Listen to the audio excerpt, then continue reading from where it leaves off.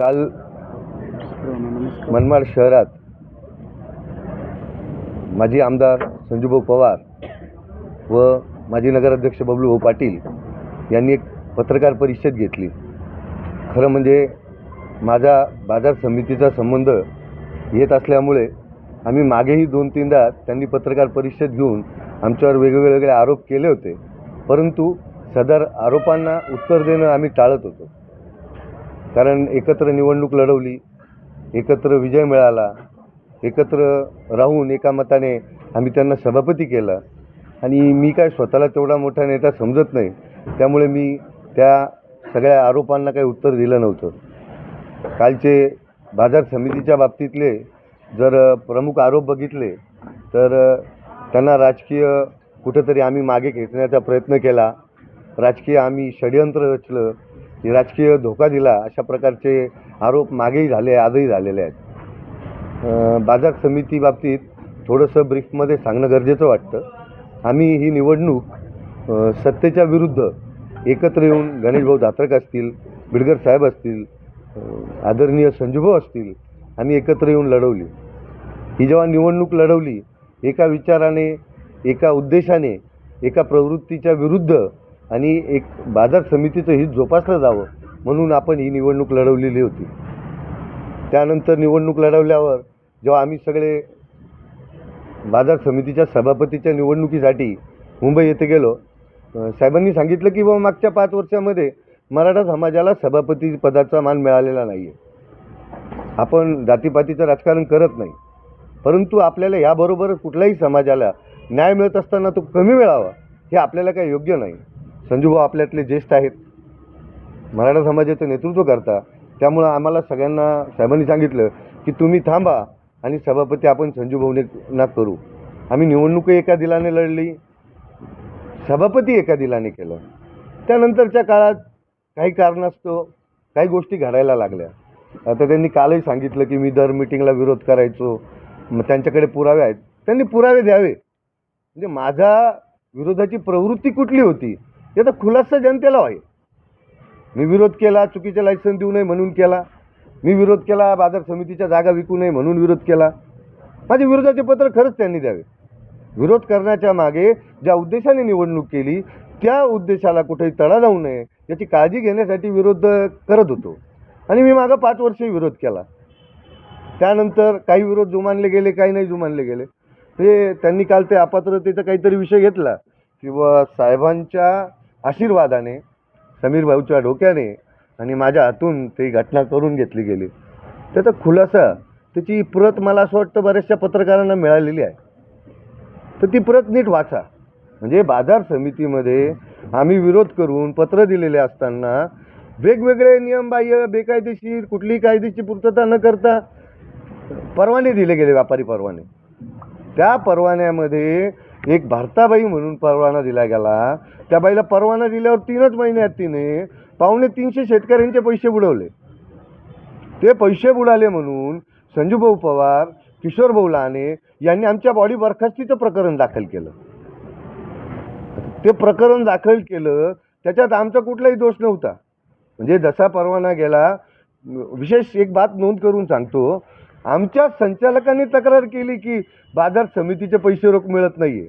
त्या तक्रारीवर आम्ही चौकशी लावली, त्या चौकशीत अहवाल घेतला, त्या बाईच्या विरुद्ध कारवाई केली, तिचे पैसे वसूल व्हावे म्हणून तत्कालीन सचिव आणि सभापती यांच्या सहीने जे परवाने दिले गेले त्याच्यावर कारवाई केली. त्या सचिवाचे आम्ही सर्व पैसे थांबवले आणि त्या पैशातून तात्काळ आमच्यावर पंचायतची कारवाई होण्याआधी आम्ही ते शेतकऱ्यांचे पैसे बोलून दिले फोन करून. त्याचाही निकाल लागला, त्याचाही उल्लेख त्यांनी करणं गरजेचं होतं. आमच्या विरुद्ध जी अपात्रतेची कारवाई झाली त्याचा निकाल आमच्या बाजूने लागलेला आहे, बॉडीला क्लीन चिट मिळालेली आहे. दुसरा मुद्दा, संचालक अपात्र, राजकारण.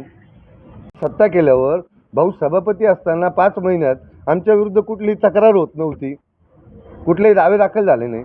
ते तिकडे गेले, त्यांनी 2 अपिलं दाखल केले, आमचे संचालक अपात्र करावे. नियमबाह्य पद्धतीने योगेश भाऊ कदम आहेत, हे आमच्या आर्थिक दुर्बल गटातून निवडून आलेले आहेत. त्यांचा तहसीलदाराने दिलेला दाखला तहसीलदाराकडून रद्द करून घेतलं आम्ही अपिलात असताना DDRने त्यांचं पद रद्द केलं. जसं DDRने पद रद्द केलं, तहसीलदारांच्या विरुद्ध जे आम्ही अपील दाखल केलं होतं, प्रांताचा निकाल आमच्या बाजूने लागला आहे आणि तो दाखला व्हॅलिड झालेला आहे. मग हे सगळं का चाललंय? राहिला सत्तेचा विषय, संजू भाऊनी म्हणजे मी छोटा असल्यामुळे त्यांच्यावर काही ॲलिगेशन करणं चुकीचं होईल, पण माझं असं मत आहे की निवडणुकीच्या काळामध्ये त्यांनी धोटाण्याला आणि शिर्डीला जे भाषण केलं होतं, ते भाषण ते विसरले की लोक विसरले, याचा विचार करावा. आपण दरवेळेस जर भूमिका बदलत राहिलो तर हे काय योग्य आहे का? संजू भाऊंनी विरोध तात्विक केला तर त्यांचं स्वागत आहे. आम्ही विरोधाला 100% सामोरं जाण्याच्या प्रवृत्तीचे लोक आहोत. राहिला त्याच्यावर वेगवेगळे ॲलिगेशन्स भानगडी याच्यासाठी करणार नाही. ती संस्कृती आमच्या नेत्याची नाही, आमच्या पक्षाची नाही, माझ्या घरच्यांची नाही. त्यामुळे त्याच्यातले जे काही खरे गोम आहेत ते मी आज सांगणं काही योग्य समजत नाही. आणि बाजार समितीचा कारभार हा योग्य चाललेला आहे. त्यांनी ते दुसरं एक सांगितलं, मी 16,000चं उत्पन्न 1.5 लाखावर नेलं, 100 ट्रॅक्टरची आवक 750 ट्रॅक्टरवर नेली. भाऊ, याचं उत्तर मी वार्षिक सर्वसाधारण सभेत दिलं होतं. हे विषय परत काढायला नको होते. तर मग मागच्या वर्षी मार्चमध्ये बाजार समितीचा आस्थापना खर्च 80% होता आणि या मार्चमध्ये तो 43%वर आला. मी काय कुठं खड्डे बांधायला गेलो का? अहो, काही नैसर्गिक परिणाम असता. आपण निवडून आलो तेव्हा ऑफ सीझन होता मार्केटचा, म्हणून आवक कमी होती, नंतर आवक वाढली. आता मी आस्थापना खर्च 80चा 43%वर आणला, उत्पन्न नाही वाढलं. मागच्या वेळेस दुष्काळ होता, पण बाजार समितीचे 3 वर्षाचे फूड कॉर्पोरेशन ऑफ इंडियाकडे 3.25 कोटी रुपये बाजार फी बाकी होती. त्याच्याकडे कोणी लक्ष देत नव्हतं, ती मी वसूल केली. 5.5 कोटी उत्पन्न आहे आपल्या बाजार समितीचं मागच्या वर्षी. ही सक्षम कुठून झाली? काहीतरी गोष्टी नैसर्गिक घडत असतात, ते आपल्या जादूने होत नसतं. मला खोटं क्रेडिट घ्यायची सवय नाही, त्यामुळे मी कबूल करेल तो आस्थापना खर्च नैसर्गिक झाला. पण आम्ही लक्ष दिलं की 3 वर्षामध्ये बाजार समितीची बाजार फी बाकी ती वसूल झाली पाहिजे. अशा परिस्थितीमध्ये बाजार समितीमध्ये मागच्याही पंचवार्षिकमध्ये शेतकऱ्यांचे 67 लाख रुपये बुडाले होते. ह्याच पेपरला बातम्या आल्या, त्याविरुद्ध हायकोर्टापर्यंत लढा दिला आहे दीपक गोगडने आणि ते 67 लाख रुपये वसूल करून दिले. आम्ही काम करत असताना जे कमिटमेंट करतो त्याच्यावरच करत असतो. राहिला विषय राजकीय आपापसातल्या ग्रुपचा, तर माझं असं उलटं विनंती राहील की भाऊ, राजकारणापुरतं करूया. योग्य विषय, प्रगतीचे विषय, चांगले कामं, ह्या सगळ्या गोष्टींचा विचार करा. शिर्डीला मतदानाच्या आदल्या दिवशी काय प्रकार घडला तो आम्ही जवळून बघितला, तुम्ही बघितला आहे. अशा परिस्थितीमध्ये या सगळ्या गोष्टींना कलाटणी देऊन वेगवेगळे आरोप करणं थांबवलं तर बरं होईल. यानंतर बाजार समितीच्या बाबतीत थोडंसं आता राजकारण सामाजिक घेऊन जाण्याचा जर प्रयत्न चालला असेल तर आमचे दोघं संचालक जे अपात्र झाले त्याच्यात अपील करते संजूभाऊ होते. या बाबतीत जे संचालक अपात्र झाले ते तिथं हजर आहेत. मी त्यांना सांगेल की हा जो विषय तो सामाजिक घेतला जातो आहे, याचा खुलासा योगेश भाऊंनी द्यावा. योगेश भाऊ, 2 मिनटं तुम्ही तुमचा खुलासा द्या.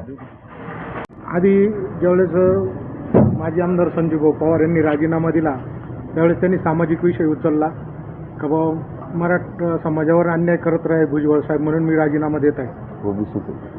ओबीसी समाज मराठा समाजावर अन्याय करत आहे म्हणून मी राजीनामा देत आहे. मी सत्तेपासून बाजूला होतो आणि त्याच्यानंतर 2-3 महिन्यामध्ये त्यांनी आणि किशोर लाने यांनी आमच्याच 2 मराठा समाजाच्या संचालकांवर अपात्रतेची कारवाई करावी म्हणून तहसीलदारकडे आणि DDR साहेबांकडे केस दाखल केली. मग त्यावेळेस भाऊंना कुठं मराठा समाज आठवला. समाजाच्या संचालकांना अपात्र करायची कारवाई कोण करतंय, कोण सत्तेत, कोण याच्या मागचा कोण सूत्रधार आहे समाजाला समजतंय. पण संजू भाऊ आपणच मराठा समाजाचे जसे ठेकेदार आहे अशा वल्गना करून स्वतः सगळ्या समाजाचे जसं नेतृत्व आपल्याकडे आपण ते करतात. ज्यावेळेस आता स्वतःची वेळ आली त्यावेळेस आता परत म्हणायला लागले की नाही याच्या मागचे सूत्रधार भुजबळ साहेब किंवा समीर भाऊ आहे. असं काही नाही आहे. आम्ही 2 संचालक आधी मराठा समाजाचे अपात्र झालो होतो. त्याच्यात किशोर कचरू लहाने आणि संजय सयाजी पवार हे दोघंच आमच्यावर हे होते, तक्रार करते होते. आणि संजू भाऊ मराठा समाजाचे आम्ही डायरेक्टर असताना आमच्यावर ही कारवाई करायसाठी त्यांनी एवढे प्रयत्न केले. तहसीलदारांकडून माझा दाखला अपात्र करून घेतला. प्रांत साहेबांनी नंतर तो व्हॅलिड केला. हा विषय वेगळा. पण आज ही जी समाजाविषयीची समाजाची सहानुभूती मिळवायची किंवा समाजाचे मनस्थिती डायव्हर्ट करायची जी संजू भाऊंचा प्रयत्न चालू आहे तो अत्यंत चुकीचा आहे. समाजाला कोण समाजासाठी घातक आहे कोण घातक नाही सांगायची काही गरज नाही, समाजाला सगळं कळतं आहे. माझी हीच विनंती राहील का ह्या निवडणुकीच्या अनुषंगाने मराठा समाजाच्या भावनेवर कोणीतरी स्वार होऊन त्याचा गैरफायदा घ्यायचा प्रयत्न करू नका. समाजाला समजू द्या, समाजाला सगळं समजतं का काय केलं पाहिजे आणि कसं केलं पाहिजे. कोणाची दडपशाही आणि कोणाची दडपशाही नाही. आमचं जे हे केले ते पूर्णतः चुकीचे केले ते दडपशाहीचा वापर करून केलेले होते. आमची हीच विनंती का आता संजू भाऊंवर ती वेळ आली तर त्यांनी त्याचा ते दुसरं भुजबळांनी केला असं ते करतात. ते ज्या भुजबळांनी आमचा पॅनल निवडून येण्यासाठी किंवा आमचे मराठा समाजाचे 5 संचालक निवडून येण्यासाठी आम्हाला जी आत्तापर्यंतची जी मदत केली, मानसिक आधार दिला, सगळ्या गोष्टीची जी मदत झाली, तेच कसं काय आपली पद्धती करू शकतील. त्याच्यामुळे हे चुकीच्या लोकांकडं किंवा चुकीच्या नेत्यांकडं समाजाचा चुकीचा उद्देश निर्माण व्हावा, चुकीची भावना निर्माण व्हावी, हे जे कार्य चाललंय हे भाऊंनी थांबवावं एवढंच मला त्यांना निवडणुकीच्या अनुषंगाने सांगावंसं वाटतं. त्यात माजी आमदार संजू भाऊ यांनी काही आरोप केले, माजी नगर अध्यक्ष बबलूभाऊ पाटील यांनी आरोप केले. मला एक असं सांगावंसं वाटतं, त्यांनी बबलूभाऊंनी सांगताना सांगितलं की पंकज भाऊ आणि विशाखा वहिनी यांचे माझे खूप चांगले संबंध होते, परंतु समीर भाऊंमुळे मला पक्ष सोडावा लागला. मला सांगावंसं एवढंच वाटतं की नगरपालिकेच्या वेळेस सर्व नगरसेवकांबरोबर आम्ही पण असायचो. आता इथं काँग्रेसचेही नगरसेवक आज बसलेले आहेत. जर असं आम्ही वागलो असतो तर आज काँग्रेसचे नगरसेवक आमच्या शेजारी बसले नसते असं मला वाटतं. आपण आपल्या स्वतःच्या स्वार्थासाठी जे निर्णय घेतले हे दुसऱ्यावर लादण्यात काही अर्थ नाही आहे. ज्या वेळेस आम्ही पहिले 2 रोटेशन झाले, राजाभाऊ आयरेंचं असेल, राजाभाऊ पगारेंचं असेल, त्याच्यानंतर गणेशभाऊ दात्रकांचं असेल, हे रोटेशन झाल्यानंतर बबलूभाऊ पाटील हे नगराध्यक्ष झाले आणि अक्षरशः हे नगराध्यक्ष झाल्यानंतर ही एकजूट राहिली नाही मनमाडला. सर्व नगराध्यक्ष हे फुटले तिथं आणि फुटल्यानंतर तिथून पुढे सत्ता पालट झाली. तर ह्या गोष्टीलाही कारणीभूत कोण आहे या गोष्टीचा आपण विचार केला पाहिजे की आपण जर नगराध्यक्ष होता तर आपण या सगळ्या लोकांना सांभाळायला पाहिजे होतं. आणि जर नगराध्यक्ष करायचं तर हे पंकज भाऊच निर्णय घ्यायचे असा विषय कोणी सांगितलं. यामागे समीर भाऊ सर्व गोष्टींमध्ये त्यांचा सहभाग असायचा. समीर भाऊ स्वतः निर्णय घ्यायचे की कोणाला नगराध्यक्ष करायचं कोणाला नाही करायचं. त्यावेळेस तुम्हाला सगळं व्यवस्थित वाटलं आणि आज तुम्ही आरोप करताय. मला तर एक गोष्ट अशी म्हणायची या सगळ्या विषयात, ही पत्रकार परिषद संजू भाऊ माझे चांगले मित्र आहेत, संजू भाऊ असतील किंवा बबलू भाऊ असतील, यांनी पत्रकार परिषद घेतली का घ्यायला लावली हाच मोठा याच्यामध्ये खूप मोठं गूढ आहे. कारण की ते पत्रकार परिषद बघताना त्यांच्या चेहऱ्यावर असं जाणवत नाही का ते स्वतः पत्रकार परिषद घेत आहेत असं. म्हणजे या गोष्टी कुठेतरी आपण बघितल्या पाहिजेत. आता दीपक भाऊंनी एक विषय सांगितला मार्केटचा सगळा, त्यात मला एक छोटासा मुद्दा थोडासा सांगावासा वाटतो की आता नंतर जे डिस्क्वालिफिकेशनसाठी अर्ज दाखल झाले होते ते मला वाटतं 2 झाले होते. एक संजू भाऊंच्या विरोधात पण होता आणि एक किशोर भाऊ लहानेंच्या विरोधात पण होता. पण मग संजू भाऊच का डिस्क्वालिफाय झाली, किशोर लहाने का डिस्क्वालिफाय नाही झाले, या गोष्टीचा प्रत्येक व्यक्तीने विचार करायला पाहिजे सामाजिक दृष्ट्या पण की ते का डिस्क्वालिफाय नाही झाले. याच्या मागे काहीतरी असेल ना षडयंत्र. आणि जर मला एक सांगा, विद्यमान आमदारांची एवढी ताकद आहे, सगळ्या गोष्टी ते धकवून आणतात, मग संजू भाऊ अपात्र झाले कसे काय. जेवढे मी सरपंच बघतोय आज कितीतरी सरपंच असे ते डिस्क्वालिफाय झाले, त्यांना हायकोर्टात जावं लागलं काही कारण नसताना. मग हा एकच मुद्दा भुजबळ साहेबांचंच ऐकलं गे एका मुद्द्यासाठी, म्हणजे कोणी केलेलं आहे. मला असं वाटतं की भाऊ संजू भाऊ आपण पण ह्या गोष्टीचा शांतपणे विचार केला पाहिजे की हे षडयंत्र कोण करतं आहे, काय चाललं आहे याच्या मागे राजकारण, या सगळ्या गोष्टी आपण जाणून घेतल्या पाहिजे. आणि इलेक्शन निवडणुका ह्या लागलेल्या आहेत. मला असं वाटतं हे असे आरोप प्रत्यारोप करण्यापेक्षा सर्वांनी जनमानसात जावं, आपण किती विकास केला आहे काय केला आहे या गोष्टी सांगाव्या. अशा आरोप करून तर काय होणार नाही.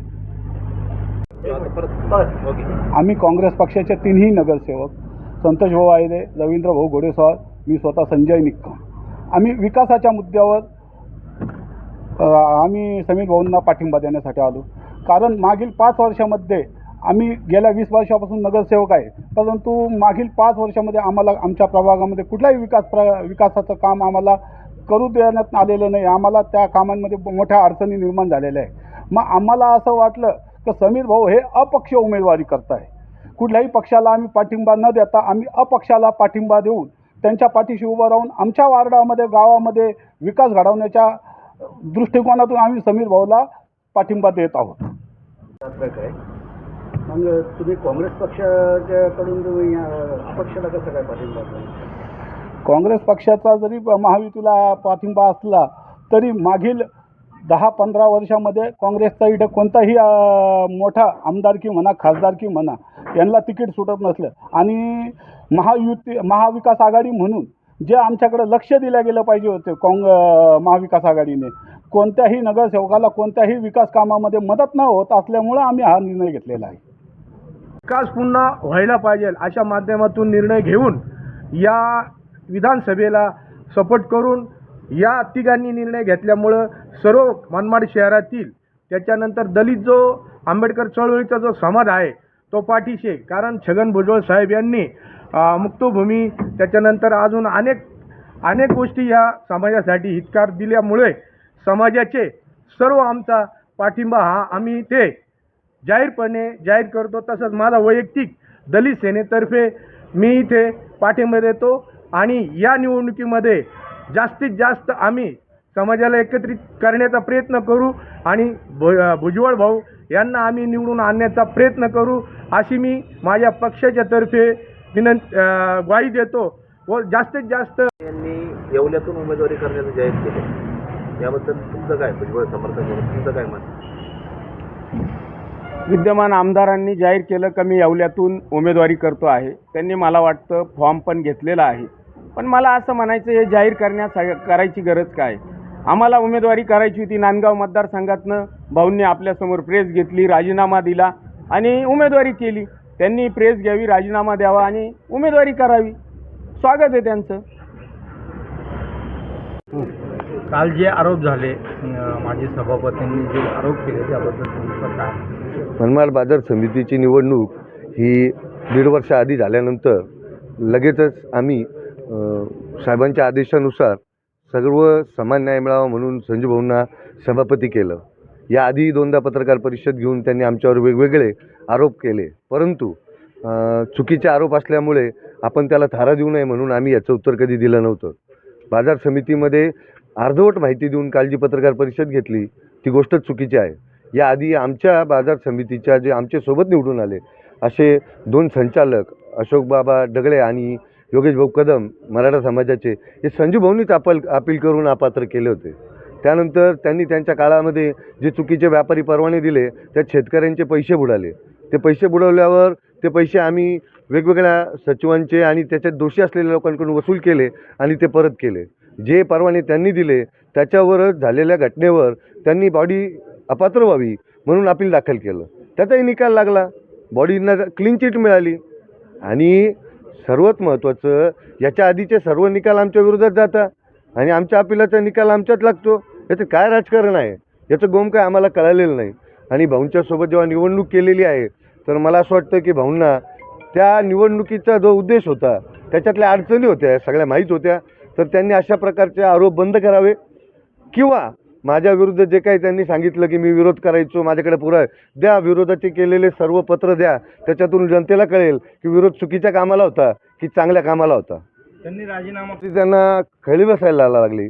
त्यानंतर ते जे म्हणतात ना सभापती मी माझा झालो, मग ते जेव्हा राजीनामा दिला आणि सत्ता टिकवण्याचा प्रयत्न करत होते ते एकटेच का राहिले? सगळ्यांच्या मताने म्हणजे साहेबांच्या आदेशाने झाले ना सभापती. आणि निवडणुकीचं एकटं क्रेडिट घेऊ नका. तुमचा वाटा सिंहाचा असेल, आम्ही जाण ठेवणारे लोक आहोत. त्यांनी असं सांगितलं की भुजबळ निवडून आले तुम्ही तालुका सोडून दिला. तसं नाही म्हटले. ते असं म्हटले की त्यांनी सगळ्यांनी राजीनामा द्यावा. मी ऑलरेडी अपात्र झालो आहे, परत निवडणूक करू आणि मी बाजार समितीच्या निवडणुकीत पडलो तर तालुका सोडून जाईल. आणि ते घडी राजीनामा द्यावा परत निवडणूक लढावी. भाऊ एक सांगतो मी की आता तुम्ही अपात्र झालेले आहात, बाजार समितीची निवडणूक एका जागेसाठी होणार आहे किंवा 3 जागेसाठी होणार आहे. करू ना, तुम्हीच एक काम करा, तुमच्या पसंतीचा उमेदवार द्या, तुमच्या विरोधात कोण द्यायचा आपण तो प्रयत्न करून पाहूया. त्याच्यात कळेल नेमकं काय होतं. ओबीसीची जागा आहे, मत एकच द्यायचं आहे मतदारांनाही. त्यामुळे तुम्हीच तुमचा उमेदवार द्यावा, त्याला आम्ही पुरस्कृत करू आणि त्याला निवडूनही आणू. आम्ही 5 वर्ष काम केले. सर्वात महत्त्वाचा मुद्दा सांगतो, या बाजार समितीमध्ये 2016ला मी एकट्याच्या नेतृत्वामध्ये पॅनल दिलेला आहे. आत्तापर्यंत भागीदारीत ज्यांनी पॅनल केले त्यांनी एकट्याने क्रेडिट कृपया घेऊ नये. त्यांचा वाटा सिंहाचा आहे हे जरी मी नमूद करत असलो तर आम्ही 5 वर्ष कामच केलं होतं. मतदारांचा आम्हालाही पाठिंबा आहे. राहिला ओबीसीचा विषय, राजीनामा द्यायचा विषय, तर आम्ही राजीनामा देऊन असं काही डोके फिरून निर्णय घेऊ नाही शकत. परंतु जागा आहे ना, ओबीसीची निवडणूक होईल, त्यांनी उमेदवार द्यावा, त्याला आम्ही पुरस्कृत करू आणि मतदार निर्णय घेतील. हो, आपण त्याच्यात खूप ओव्हर कॉन्फिडन्स दाखवू नये असं मला तरी आज वाटतं.